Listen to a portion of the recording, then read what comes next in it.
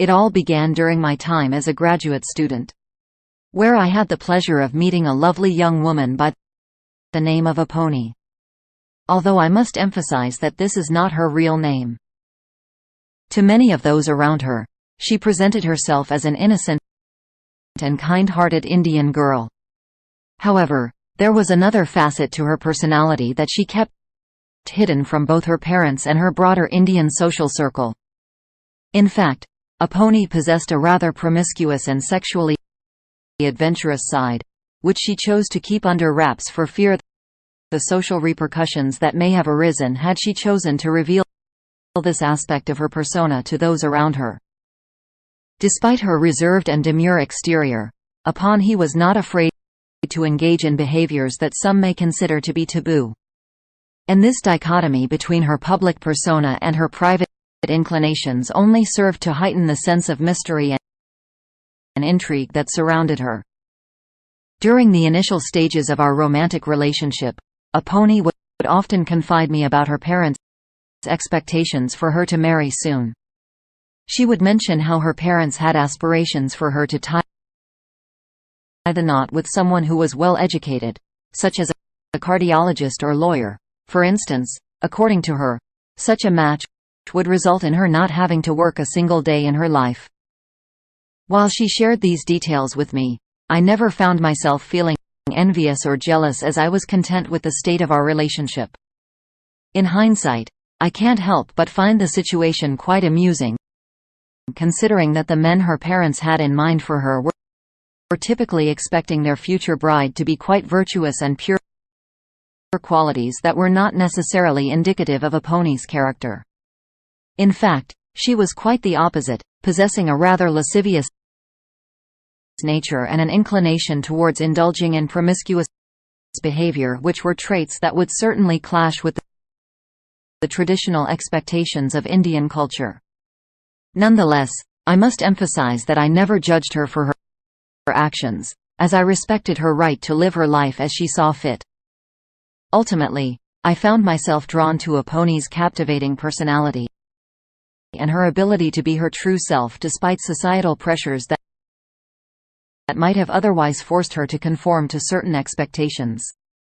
At the start of our romantic involvement, Aponi made it clear to me that she was only interested in a casual fling and that any sort of long-term commitment was off the table. However, as time progressed, my feelings towards her began to deepen and evolve beyond mere infatuation. Eventually, I found myself grappling with the realization that I had developed serious feelings for her, and I made the decision to confide in her about my emotions.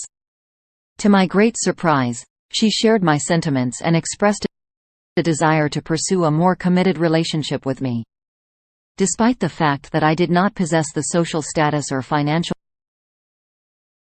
means of a doctor, Aponi and I both believed that we had the potential for a meaningful and enduring partnership. I had a successful career trajectory ahead of me, and I was determined to work hard and build a life with her, one that would hopefully culminate in marriage someday. The journey towards a serious relationship was not without its challenges, but we persevered and overcame each obstacle together, relying on our shared love and commitment to one another. Looking back, I am grateful for the fling that evolved into something deeper and more meaningful, and I cherish the memories we have created together 3 years into our relationship. Aponi informed me that she was planning a trip to Florida with her friends, where they intended to engage in various leisurely activities such as partying and attending concerts. While I had reservations about her going on this trip, I did my best not to express any overt jealousy or suspicion. And instead, I encouraged her to have a good time and promised to keep in touch via text messages. However, as the days passed by, I began to grow increasingly anxious and concerned about the nature of her trip, particularly when she mentioned that she would be attending a concert featuring Tiesto, a well-known DJ and producer. As I was discussing the matter with some friends, we discovered that Tiesto was actually performing in Europe at that time. which led me to suspect that Aponi may have been lying to me about her true intentions and activities while on her trip. Upon her return, I confronted her with my doubts and the inconsistencies in her story, but she vehemently denied any wrongdoing and refused to admit to any sort of infidelity. Despite her protests, I could not shake the feeling that something was amiss and that she had indeed betrayed my trust. As a way to make amends and win back my affection, Aponi began to shower me with gifts and displays of affection, hoping to assuage my suspicions and doubts. While I appreciated her gestures, I found it difficult to fully trust her again. And our relationship ultimately suffered as a result of this breach of trust. After discovering the inconsistencies in Aponi's story, I was initially inclined to end the relationship and move on from the hurt and betrayal I felt. However, I decided to leverage the situation to my advantage, using the perceived infidelity to keep her on her best behavior and to satisfy my own desires. In fact, I even managed to convince her to participate in a love triangle, which temporarily assuaged my bitterness towards her.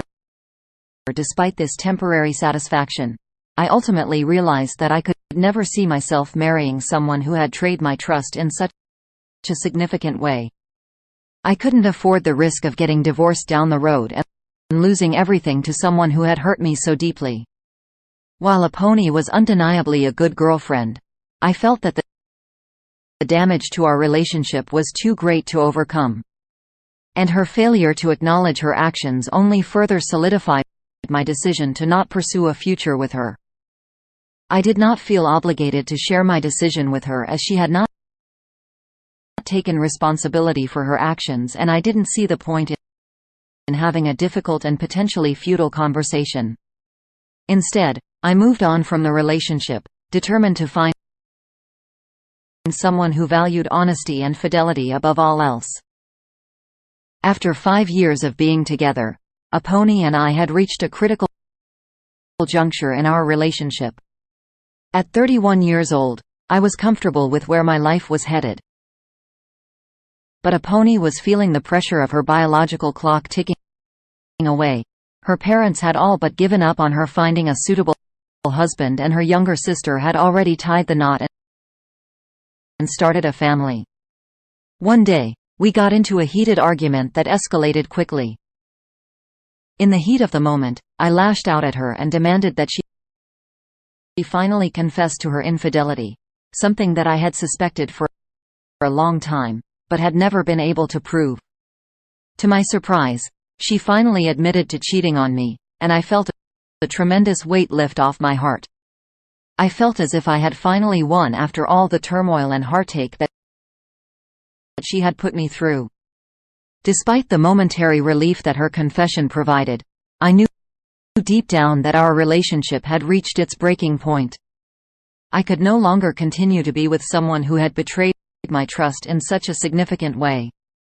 And I made the difficult decision to end things between us. It was a painful realization, as I had invested so much time and energy into our relationship. But ultimately, I knew that it was the right choice for both of us. Moving on from Aponi was not easy.